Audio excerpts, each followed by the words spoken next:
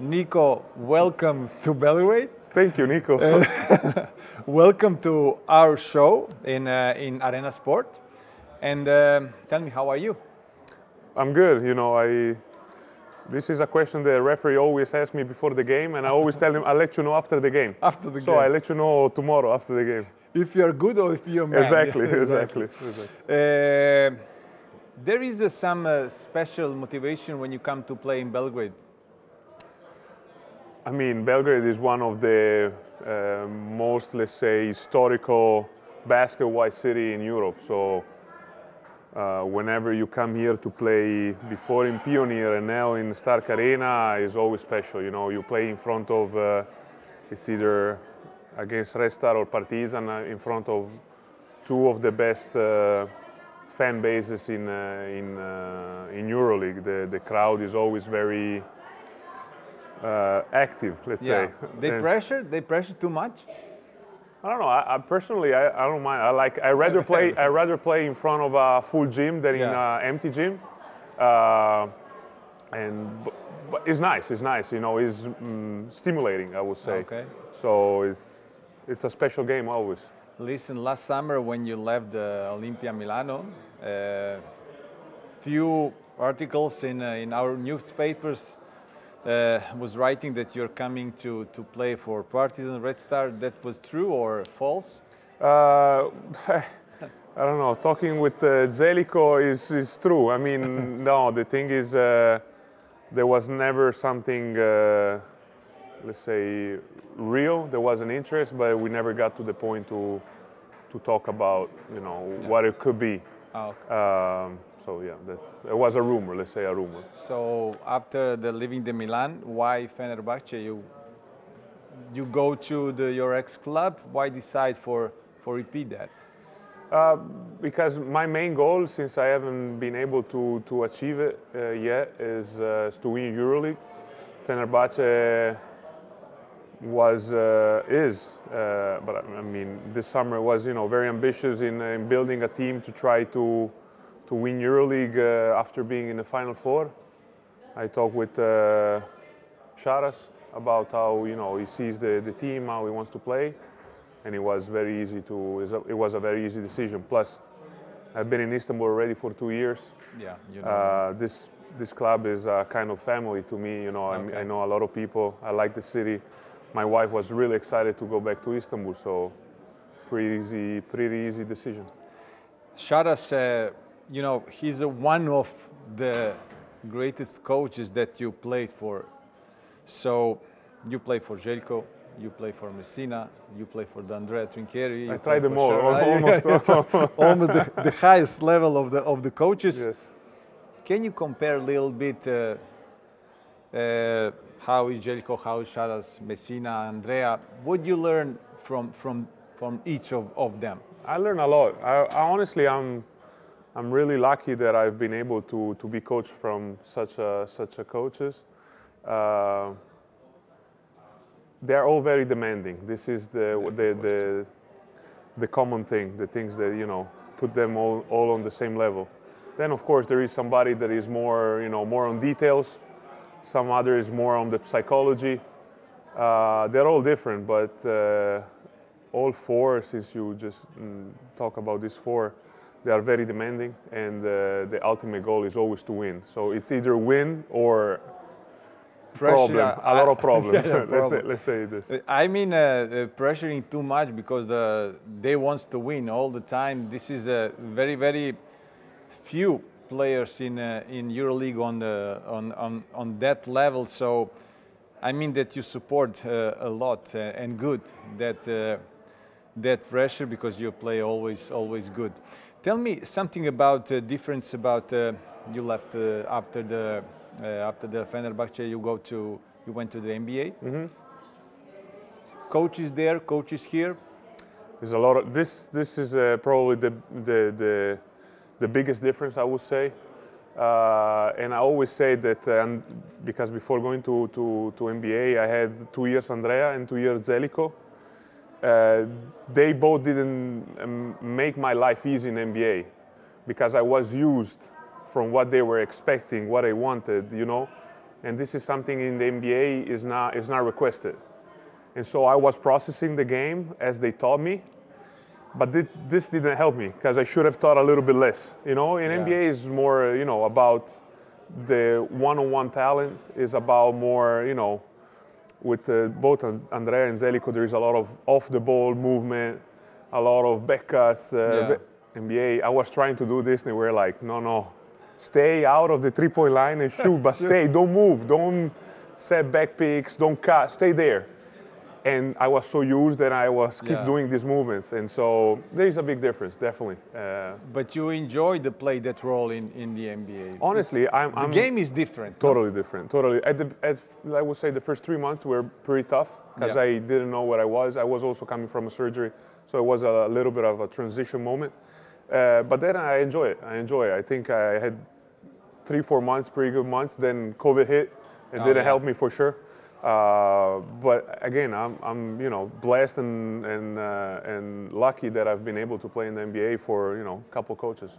Let's go back to the EuroLeague, which is the present. Yes. So, what do you think? The few years you're playing the EuroLeague, how you see the quality this year comparing to the last 2 or 3 years? There is a more quality, less quality this season, or? I don't know. It's always very, very difficult to say if there is more quality or less quality. What I can say is that I don't remember having such a tight ranking. Now is with 1 win or 2 wins, you are on the top of the ranking or out of the playoff.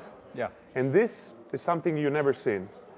If the level is going towards down or up, I don't know. This is something you should always analyze at the end of the season. At the same time, we had years where, peak Shane Larkin, Micic. We had the incredible players, but now we have like Kendrick Nunn, Vezenko. He's coming, Nigel. So we have great players in the league. So. I don't know if it's getting better or worse. Definitely what's happening in the college with the new system changing. NBA having a couple spots more on the roster doesn't help, let's say, different player to come around. But it is what it is.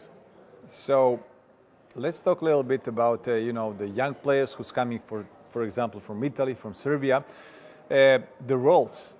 The roles of the Serbian players, especially the players who's playing here or outside of the country, it's important, but some of them just, there is no more domestic players who had important roles in the EuroLeague. What do you think about what we had to change to go back on your level or level of the players that you mentioned before? I think now everything is so, like as I said before, now with 1 or 2 wins, you can be on the top of the ranking or almost at the bottom. So everybody has the feeling they can win it, And so they try, they go all out for it, but you don't do this with inexperienced players. So there is no patience to develop, players you don't allow yourself to have, bad games. It can happen, it can happen even to experienced players. Yeah, for sure. But with an experienced player, with young players, they never play in front of 20,000 people. Might happen more often. And so maybe now I think it's a little bit tougher for young players to come out, to find. I was lucky that I had to leave Milan the first time and go back to Bamberg, who was playing EuroLeague, to take my responsibilities. I was already 24, if I'm not mistaken. So. But now everybody has, this kind of luck that I had, and now I think is everything so intense you don't have time to practice also during the year, so to develop is tougher. It's a combination of things, I believe. Yeah, I remember your season of Bamberg, those 2 years. Like half of the team finished in the NBA, so or in EuroLeague. So that's a little bit the example how the team can use the time or the game. But okay, there is not double round in the week, so there is too many games of the season. What do you think? I don't know. I mean, this is the trend, is where we're going. So I don't think you can change this. I think maybe what we can do is optimize a little bit better the off time. Like, you know, now every team has a player development coach. Now every team has 2 strength conditioning coaches. Yeah. It's tough, and you know, you need to win EuroLeague, but you need also to win domestic league. So there is never the chance, let's say, for the young players to take responsibility. Because if you lose 1-2 games in the domestic league, then at the end of the season you are in the play. So it's a little bit, it's tough. Like let's say we don't have like a G League, or our culture, our system doesn't allow a team to have a very bad season. Yeah. Because this in the NBA can happen. Like I'm following, you know, I'm very good friend with Fontecchio. Last year Detroit was 3 wins and I don't know how many losses. Tanking also, doing the, you know. You cannot say this because it's not allowed to, you're not allowed to tank. So I don't know if they were tanking. I have no idea. Okay. But now they're having a successful season. I think they are above 50-50, like 500. Yeah, I know, so, I know that. Yeah. But this takes time. Takes you know, you need to allow yourself also to have this season in Europe. I don't know if you know. Everybody wants to win in Europe. Exactly. Pressure with the results, struggling with the money. Most of the teams, especially in the outside of the EuroLeague. So, national team, tell me a little bit. Expectation or whatever you're going to come to play this summer European Championship. Yes. Yes, of course. I mean, Italy. We always come. With a big expectation. No, I don't think we come with big expectation. We had a phase in our history, let's say in the last 10 years, that we had big expectation, big names. We don't have them anymore, like these big names, you know, this, you know, worldwide talents. We have some great players. And I think we go in every competition with this underdog mentality. I don't know which kind of expectation other people has on us, but we have this underdog mentality, and so far we you know, we had fun. We can now overcome this quarterfinals. This quarterfinals is and you have the coach underdog. You know. No, Post for sure. This bring us this underdog mentality. So I used to play with him. I spent a wonderful year with him in Varese. So tell me how he's. I know him as an ex-player, but how he's is a coach. You know, it's fun. You know, it's fun. He understand the players. He understand the players. He understand. I told him many times that behind this, you know, all this acting, all this overreacting, and everything. There is, like, I think, a very good basketball coach. Like, he knows basketball. You know, he was a point guard, and he sees it, and he knows what the players go through. So, but I don't think he understands he's not a player anymore. So, but this can be also a quality. And with Post, you know, like, he takes away all the pressure. So we can go really with this underdog mentality.